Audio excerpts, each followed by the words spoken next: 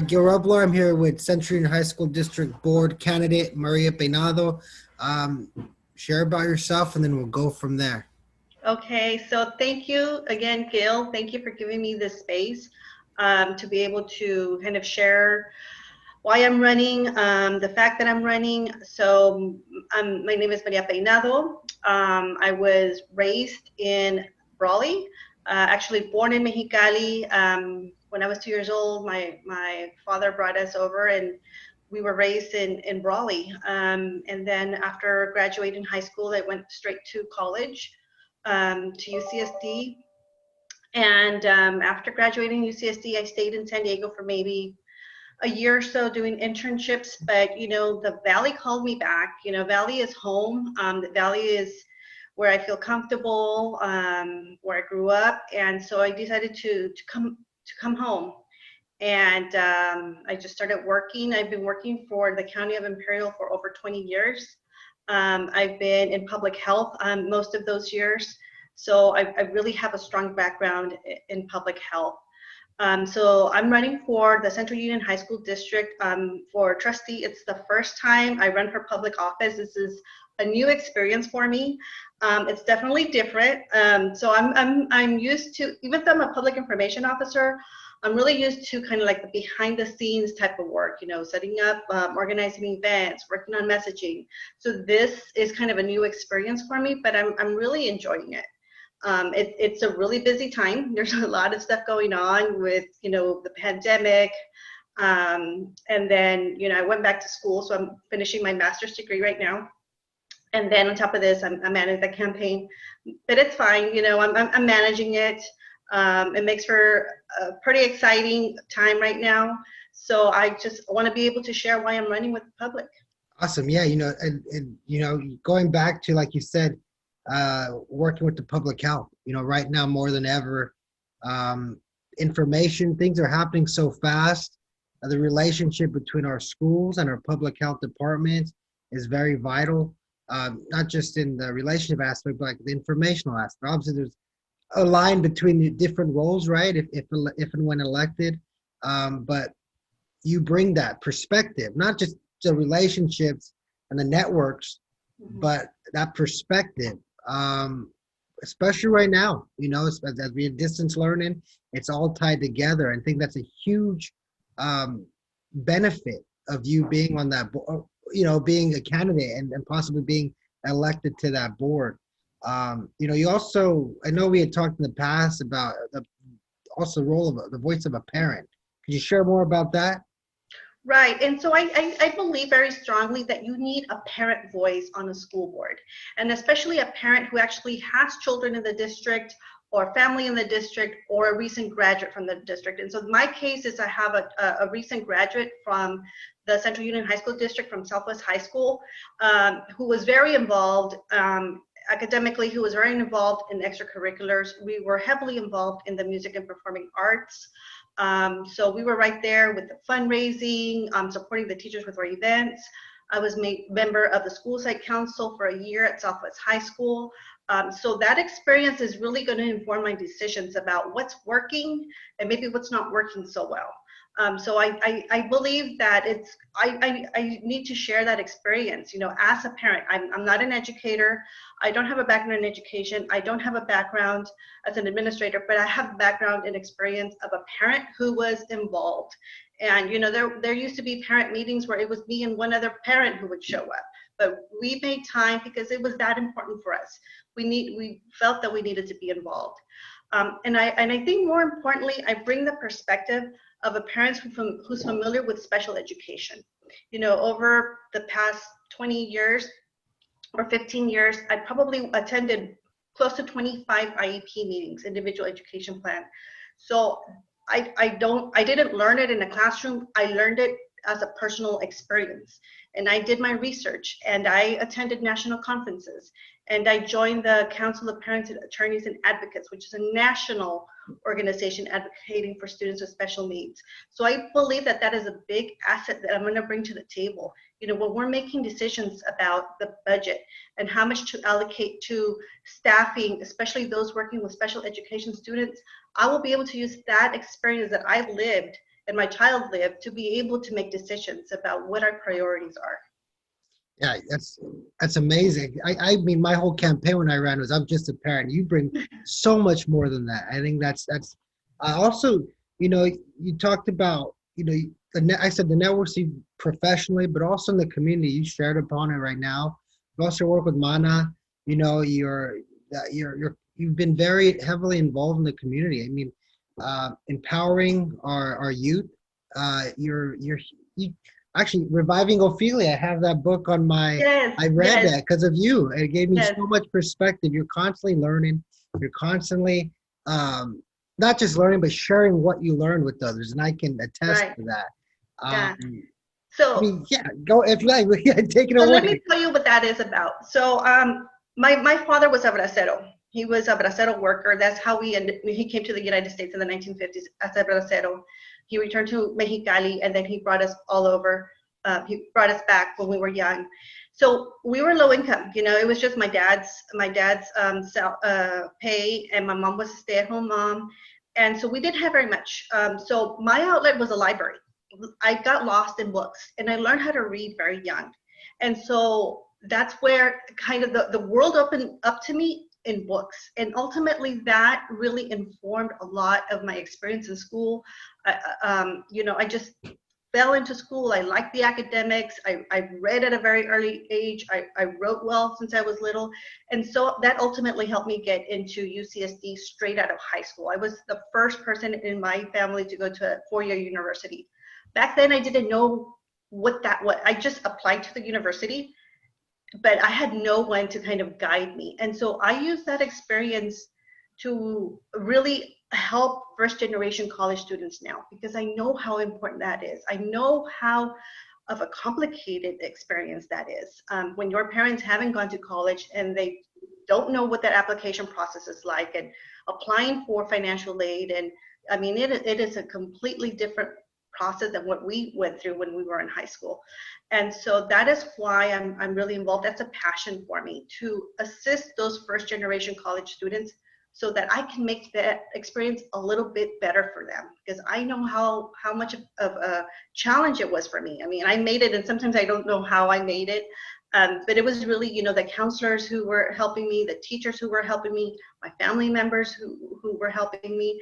And so I think for Mana, I'm probably, me and another friend are probably the ones who have been on the board for the longest. I've been on the board for probably close to 13 years now, and I've held most of the positions on the Mana board.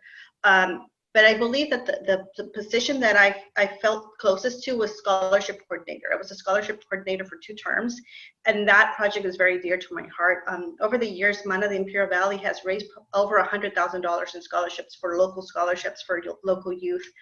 And for me, that is very important. I mean, the biggest tragedy for me is for a student who has the goal of attending college and going straight to a four-year university, and having them, take the AP classes and finish A through G and get a good GPA and pass those SATs, and then find out that they can't go because they don't have the aid to go. I mean, for me, that is a tragedy. And so if I can make that process better by assisting in raising scholarships or teaching them where to go find scholarships, I think I've done my job, and I've paid it forward. So as my son was going through high school, I made it a point of doing a lot of research on scholarships, and not only local scholarships, but national, regional, and local scholarships. And, I comprised a very complete, comprehensive list.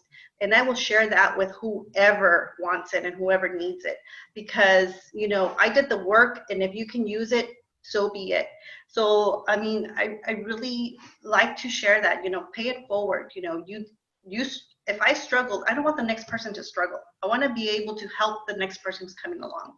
And especially the students, I'm really feeling their pain right now, because it was already challenging being in school and applying for college. I can't even imagine what it's like to kind of be doing this online all the time and not being in the classes. And I can completely relate to some of the stuff that they're going through, because I'm working full time, and I'm also taking classes online in my master's. So I kind of really feel their pain.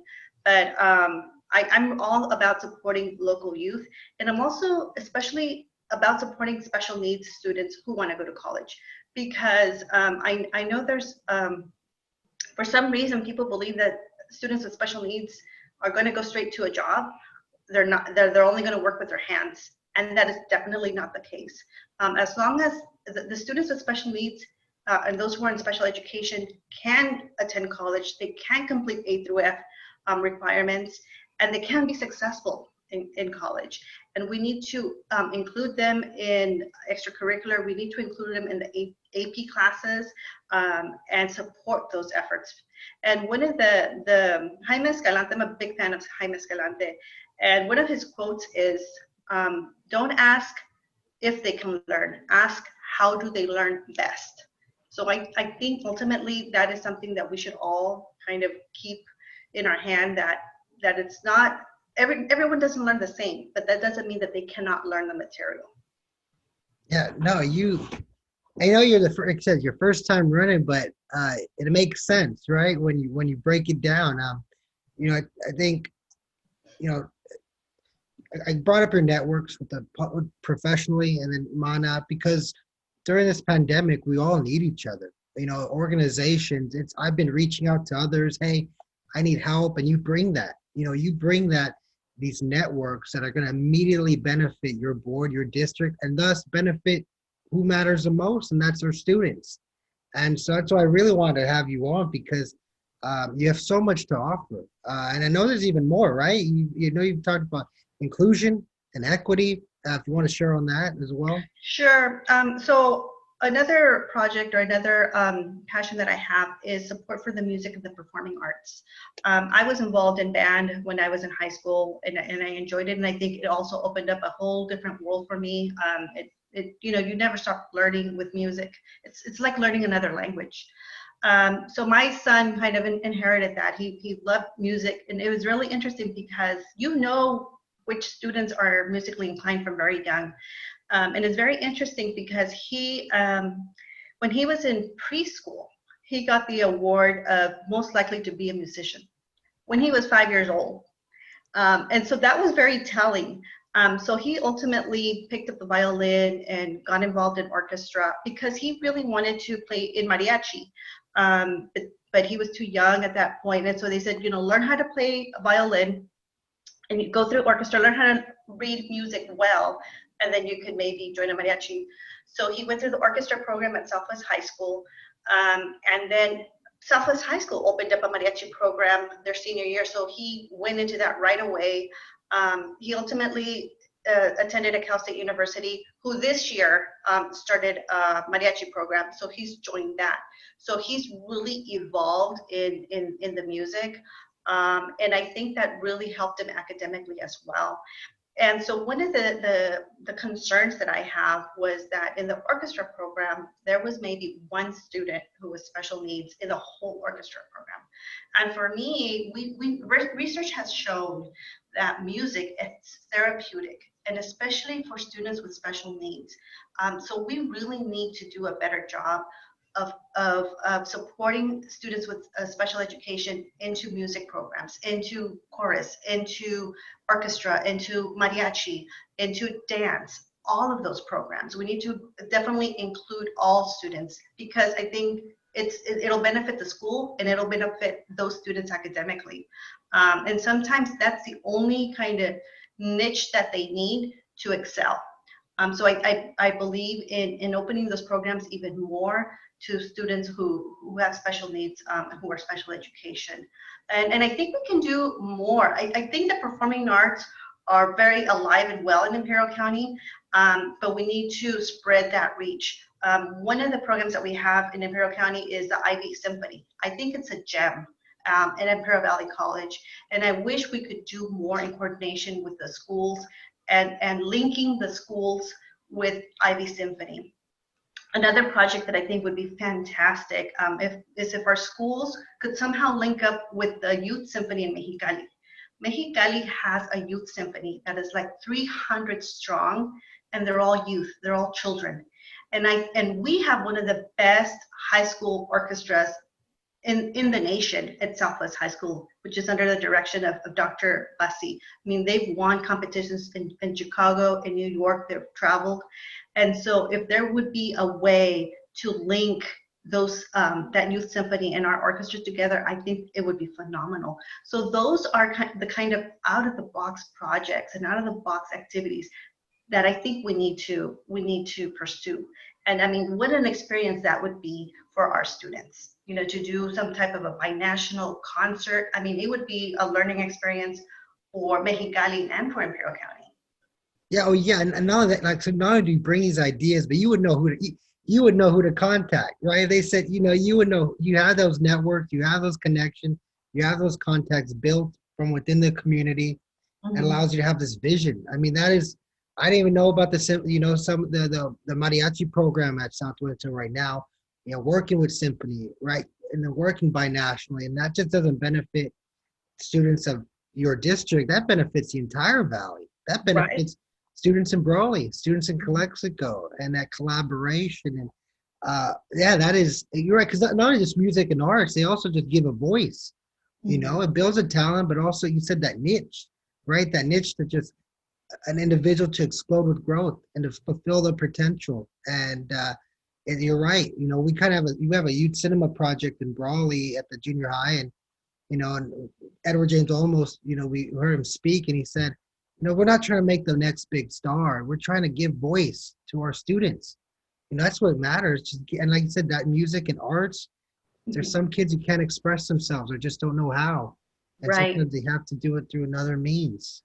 Yes, and so unfortunately, what happens in many districts in education, when there is a recession, the first thing that gets cut is the arts and program, and that's when you need those programs the most, because when the children need an outlet and they need a way to relieve their stress, and the arts and the music and dance are those outlets. And then also research has shown that students who are involved in music programs, they stay in school longer and they excel academically. You know, they do better in school when they're engaged in performing arts or music. And so I think it really benefits the districts to keep those programs and to maintain them. So that is a priority that I have, to make sure that our, you know, Great Spartan Band doesn't suffer, that our orchestra and mariachi programs don't suffer, our Sabapa program doesn't suffer. You know, I'm going to be that parent voice on the board saying, wait a minute, you know, let's really think about this before we think, oh, we're going to slash the arts. Like, no, that's not necessarily the best thing. Right, because you, and also your kid, you've seen it with your own firsthand with your son, right? So you see, it's not just I heard about it, I read about it. Like I've seen it. I've seen it in my own house. And another experience that I think is good to share is he was actually invited to present before the California Department of Education Special Education Commission a couple of years ago. And he actually went to present about his experience and how the performing arts needs to be inclusive. You know, he talked about going through middle school, going through high school. And so that really put El Centro on the stage on a statewide level.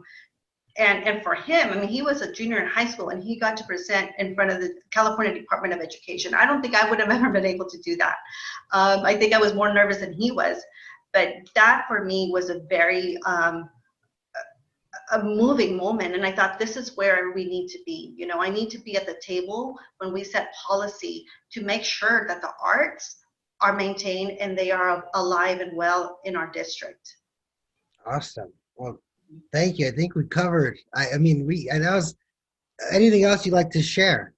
So I have a quote, and I don't know if this is my slogan or what, but it's another quote by Jaime Escalante, and I kind of want to leave with this. Jaime Escalante said, "If we expect kids to be losers, they will be losers. If we expect kids to be winners, they will be winners. They rise or fall to the level of the expectations of those around them, especially their parents and their teachers." So I think that kind of really sums it up for me about why I'm running for the school board. Awesome. Well, thank you. My slogan for you is it makes sense. From your professional career, to your networks, to the personal, to the work you've done outside, to your own family, like you said, with your own family. you on that school board makes sense. And I think the community knows that. And I look forward to, I said, I'm on the elementary school district, but I look forward to working with you in some capacity come after November. So thank you for joining. I'm going to stop recording, but thank you. And where can I find more information about you? Okay, so more information. I have a website. It's called electpeinado.com. I'm on Facebook, Maria L. Peinado for CUHSD trustee, and then on Instagram at Elect Maria. Awesome. Well, thank you. Appreciate it.